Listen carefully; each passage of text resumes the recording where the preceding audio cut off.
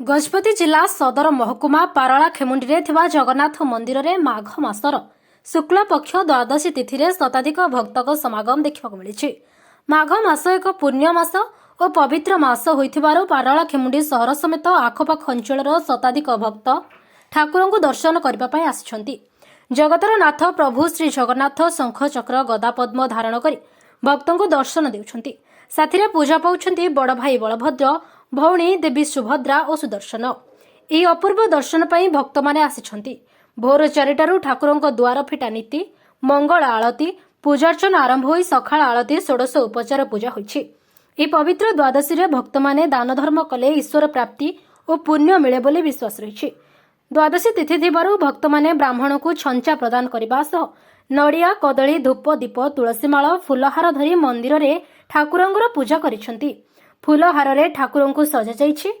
महिला भक्त माने ठाकुरं को ठारे पुराण पाठ करुछंती। मंदिर परिसर रे एक आध्यात्मिक परिवेश सृष्टि होइछि। पारलाखेमुंडी जगन्नाथ मंदिर रे विश्व शांति महायज्ञ चलीछि।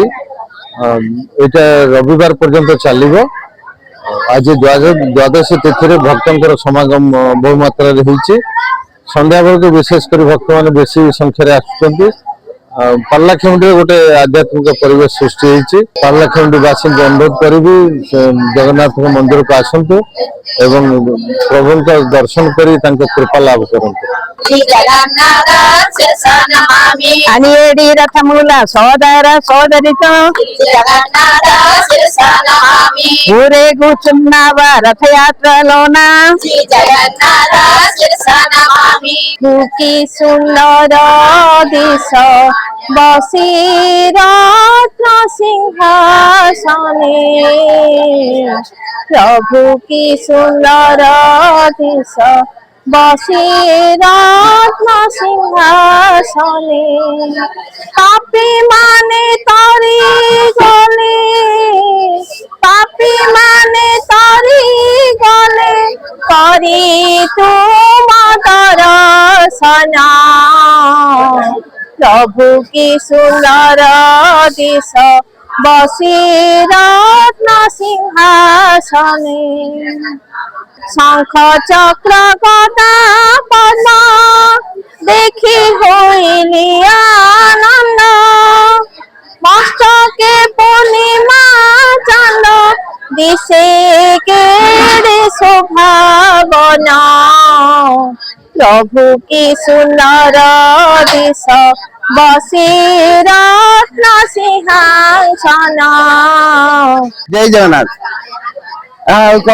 माघ मास शुक्ल पक्ष द्वादशी काली एकादशी सरला। आज द्वादशी ठाकुर नीतिकांति सरलानी जहाँ नीतिकांति चलो। आज एटा धर्म मास आमर भक्त मान भक्त मान दान पुण्य कर पुण्य अर्जन करने दान पुण्य करते और एटा बहुत पुण्य मास। शरण हरिये शरण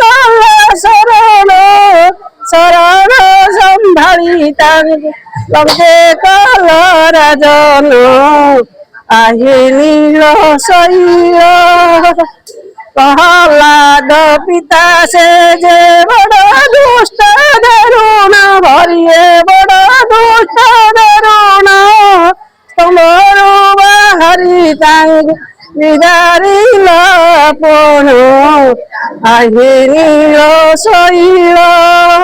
गजपति विवेकानंद बेहरा रिपोर्ट, खोला खबर।